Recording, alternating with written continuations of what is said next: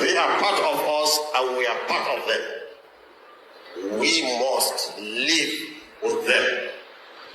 You can't drive them away, and they can't drive us away. They are our neighbors, so we should never allow them to be our enemies.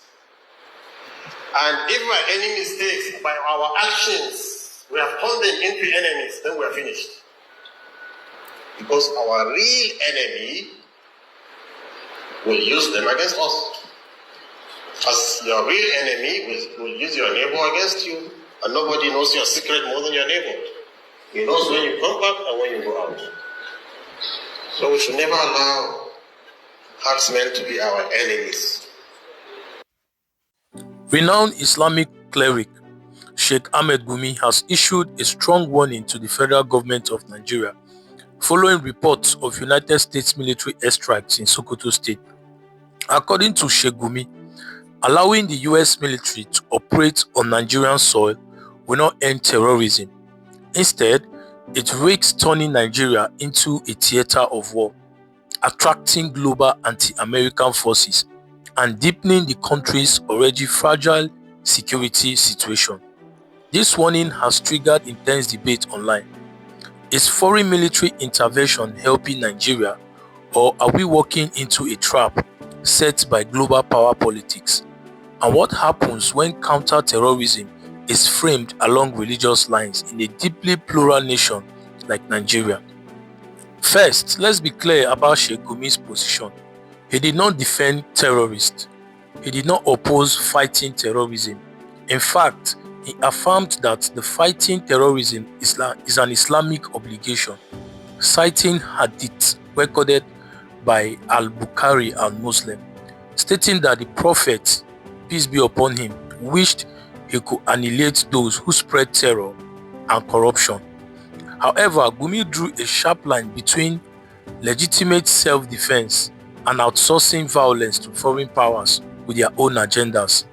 In his words, terrorism should be confronted by clean, holy hands, not by actors whose global record includes wars that have killed hundreds of thousands of civilians across the Middle East, Asia, and Africa. This is not merely theology. This is geopolitical caution. One of the strongest controversial aspects of this story is location and timing.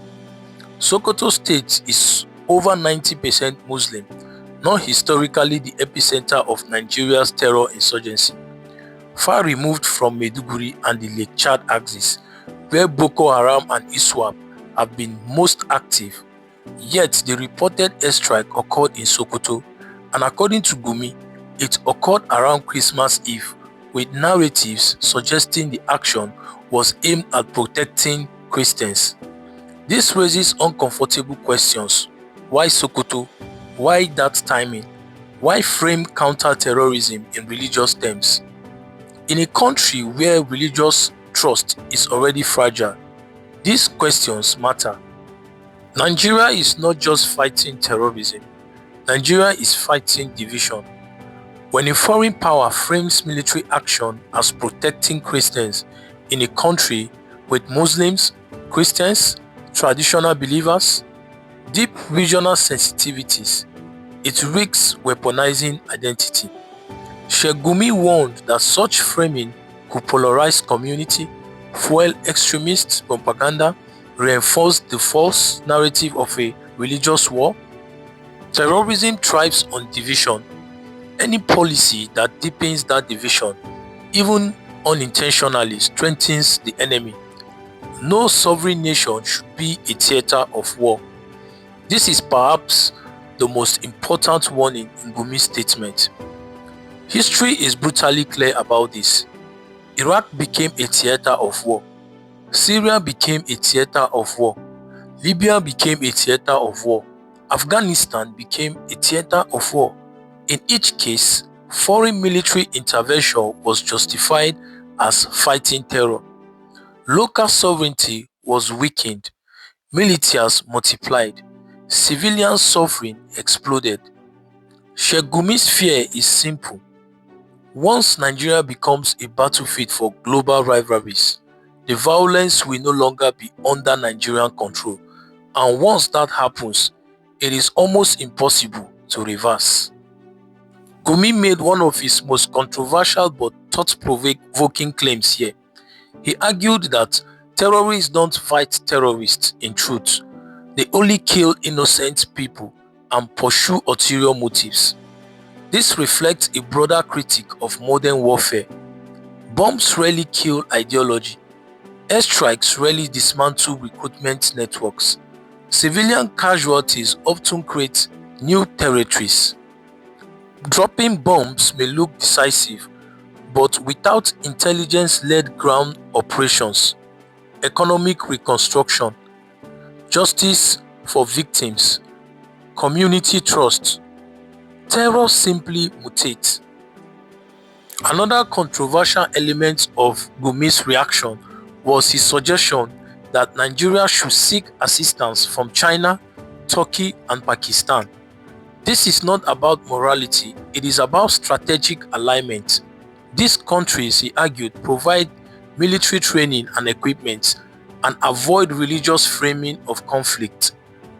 And he thinks they focus on state-to-state cooperation and are more likely to turn Nigeria into a proxy battlefield.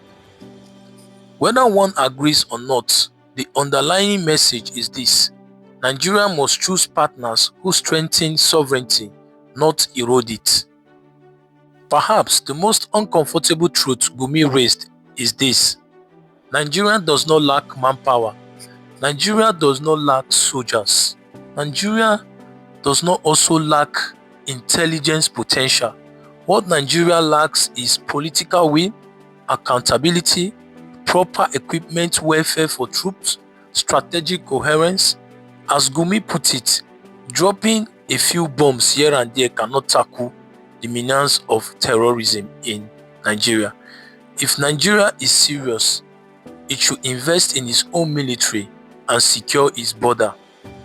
Meanwhile, Sheik Gumi's reaction have generated a lot of response from Nigeria, and Nigerian former military head of state General Babangida has responded through his Twitter handle, and it reads, "I want to commend General Christopher Musa for his commendable work since his appointment. While I understand that the bandits are seeking dialogue and are willing to surrender, we must not engage in any negotiations. Instead, we should send them to their creators to negotiate with. While the bandits are pleading for surrender, we must not accept their plea until every one of them is neutralized and eliminated. Afterward, I expect the military to invite negotiators and sympathizers like Sheik Gumi and other subordinates for comprehensive questioning. The era of negotiations and pampering of terrorists is over. I expect every state governor, along with all state security chiefs and military commanders, to launch a full-scale war against terrorism. We must not provide terrorists or any violent groups a chance to survive in Nigeria. The era of negotiations and pampering of terrorists is over. No bandits, no terrorists, no terrorist negotiators or terrorist sympathizers should be spared for disrupting the peace of Nigerians. If I was the president, that would be my message to the Nigerian military and state governors. We can go band for band. We are not negotiating." Also, Nigerian Foreign Minister Yusuf Tuggar released a statement confirming that Nigeria continues its disciplined, structured security cooperation with the United States to confront terrorism and violent extremism in Nigeria. The cooperation includes intelligence exchange, strategic coordination, and other forms of support that are consistent with international law and respect for Nigeria's sovereignty.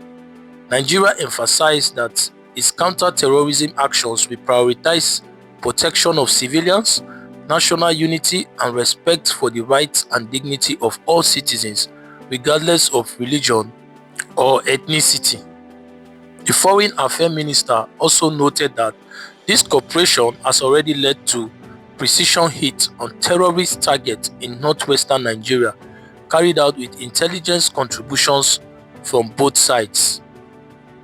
These actions leaves no doubt that the Tinubu administration is ready to take the fight directly to terrorists and confront insecurity head-on. What do you make of all this? Do you agree or disagree?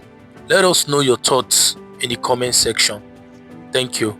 Please don't forget to subscribe to Impact Media. Thank you.